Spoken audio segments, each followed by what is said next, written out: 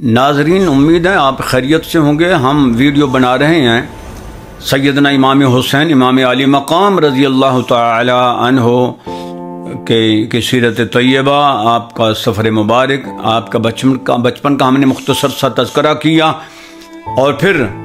ولید بن عتبہ نے جو بیعت کا تقاضا کیا، اس کے بعد آپ نے مدینہ طیبہ چھوڑ دیا اور عازم مکہ ہو گئے۔ مکہ مکرمہ پہنچ کر آپ نے قیام فرمایا۔ 132 دن آپ نے مکہ مکرمہ میں گزارے۔ 8 ذی الحج کو آپ نے حج کا احرام باندھا اور حج کی تیاری کر رہے تھے کہ آپ کو یہ خبر ملی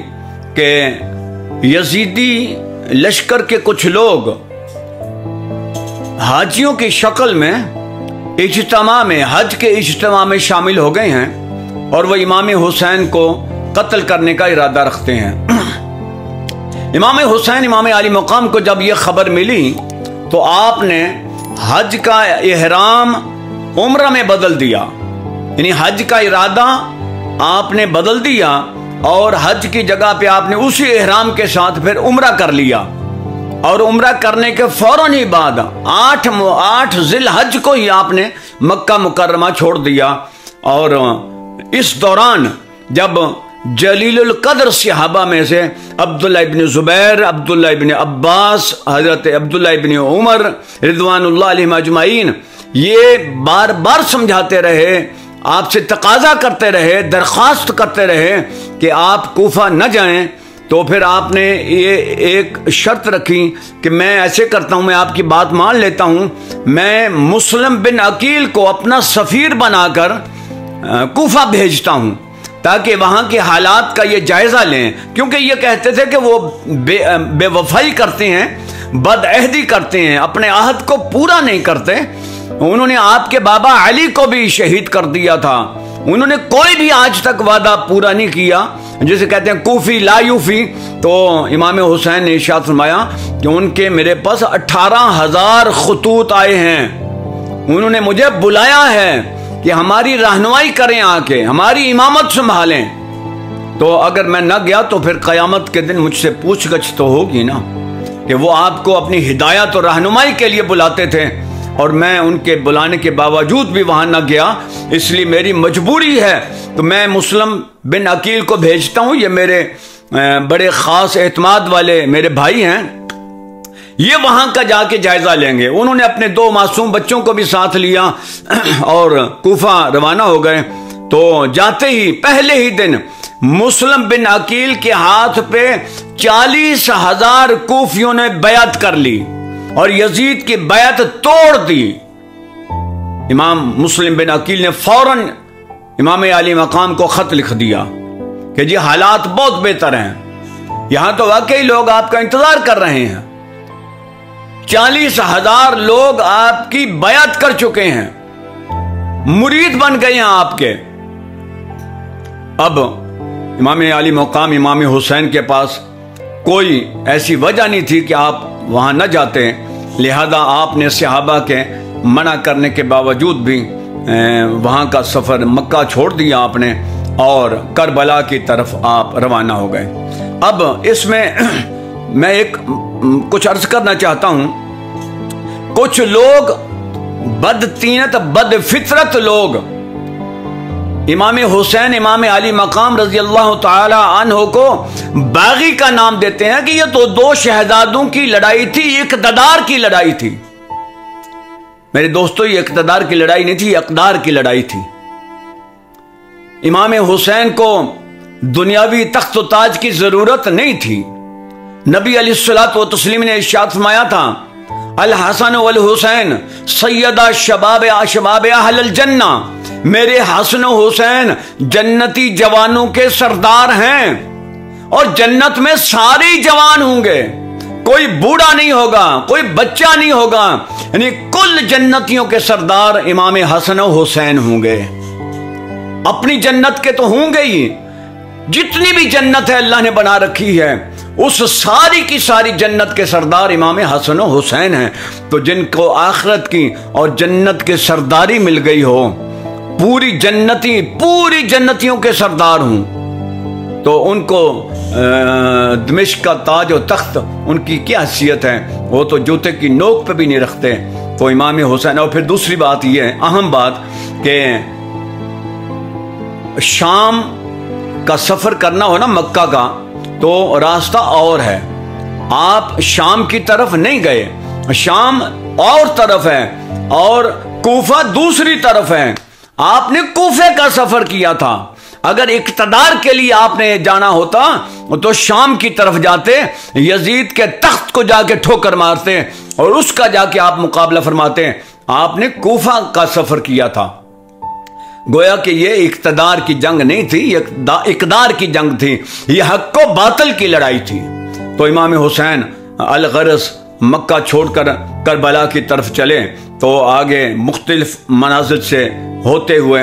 فرزق نامی ایک بڑا مشہور شاعر ہے، بہت دانشور ہے، عرب کا گزرا ہے اس زمانے کا، تو اس نے وہ راستے میں ملا تو امام حسین نے اس سے پوچھا، ہاں بھئی تو آپ کے خیال میں یہ اس طرف جا رہا ہوں، کوفہ کے لیے جا رہا ہوں، آپ کا کیا ارادہ ہے، آپ کا کیا خیال ہے؟ تو فرزق نامی شاعر نے کہا تھا کہ میرا بہت تجربہ ہے، میں وسیع تجربہ رکھتا ہوں لوگوں کا، ان کے دل تو آپ کے ساتھ دھڑکتے ہوں گے لیکن تلواریں ان کی یزید کے ساتھ ہیں، تلواریں آپ کے ساتھ نہیں ہو سکتی، تلواریں آپ کے خلاف ہوں گی، دل آپ کے ساتھ ان کے دھڑکتے رہیں گے۔ تو اس طرح امام حسین گئے تو راستے میں پھر امام مسلم بن عقیل کی شہادت، جو ادھر حالات خراب ہو گئے، پھر عبید اللہ بن زیاد آ گیا اور اس نے آ کے لوگوں کو ڈرایا دھمکایا، تو امام مسلم بن عقیل نے نماز جب شروع کی، امامت فرمائی کوفہ کی جامع مسجد میں، تو 40,000 نمازی آپ کی اقتداء میں نماز پڑھ رہا تھا۔ جب آپ نے نماز شروع کی تو 40,000 لوگ مرید آپ کے پیچھے کھڑے تھے، جب آپ نے سلام پھیرا تو ایک بھی نمازی پیچھے نہیں تھا۔ اب امام مسلم بن عقیل بہت پچھتائے، ان کا میں نے شہزادہ عالی مقام کو خط بھی لکھ دیا ہے، وہ تو چل بھی پڑے ہوں گے اور ادھر حالات یکسر بدل گئے ہیں۔ بہرحال ان کو تو شہید کر دیا گیا، ان کے بیٹوں کو بھی بڑی بے دردی سے شہید کیا گیا، بے یار و مددگار پردیس میں تھے، تو وہ الگ ایک تاریخ ہے۔ تو امام علی مقام رضی اللہ تعالی عنہ کو جب خبر ملی تو آپ نے پھر سوچ بچار کی، تو آپ نے فیصلہ کیا کہ نہیں، ہمیں آگے ہی بڑھنا چاہیے، اب پیچھے نہیں مڑ سکتے ہم۔ آپ جب ایک مقام پہ تشریف لائے تو آپ کی سواری رک گئی، ایک میدان تھا کھلا چٹیا میدان، اس کے کنارے پہ سواری رکی، یوں لگتا تھا سواری جیسے آپ کو دائیں بائیں یا پیچھے لے جانا چاہتی ہے اور آپ اسے آگے لے جانا چاہتے ہیں، آگے سواری جا نہیں رہی، وہ دائیں جاتی ہے یا پیچھے جانے کی کوشش کرتی ہے یا پیچھے مڑنے کی کوشش کرتی ہے۔ تو امام حسین امام علی مقام نے دریافت فرمایا یہ کون سی جگہ ہے؟ تو فرمایا گیا کہ اس کو ماریا کہتے ہیں۔ آپ نے فرمایا اور کوئی اس کا نام؟ کہا گیا اس کو نینوا بھی کہتے ہیں۔ آپ نے فرمایا کوئی اور بھی اس کا نام ہے؟ تو پھر کہا گیا اس کو کرب و بلا بھی کہتے ہیں، سرزمین کربلا بھی اس کا نام ہے۔ آپ نے فرمایا تو پھر ہماری یہی منزل ہے،